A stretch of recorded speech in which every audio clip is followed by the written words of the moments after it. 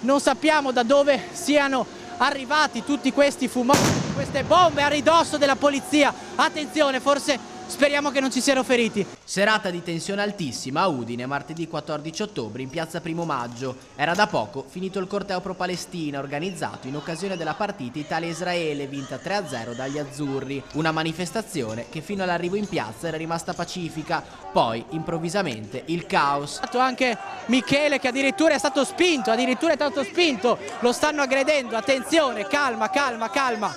Appena arrivati in piazza alcuni manifestanti gridano tutti allo stadio e provano a muoversi verso Largo delle Grazie. Gli organizzatori al telefono disperati: non doveva andare così, fermateli. Provano a bloccarli con le braccia, ma la folla li travolge.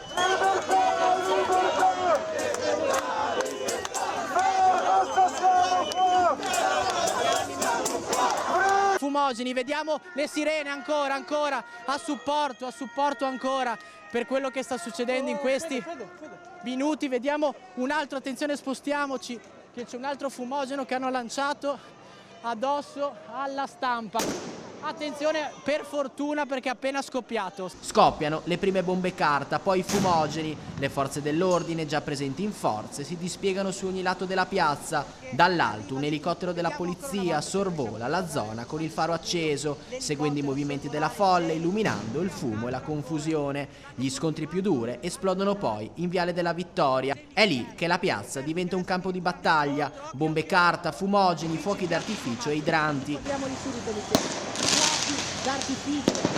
Da contro alla gente, ovviamente non so se riuscite a vederla perché la situazione è veramente drammatica. L'aria è irrespirabile, gli agenti tossiscono, i volti si coprono di lacrime. Vediamo alcuni accasciati, non sappiamo effettivamente come stanno in questo momento, però abbiamo visto delle scene veramente surreali che vi stiamo documentando in diretta. Qualcuno sradica le grate dei tombini e le lancia contro la polizia.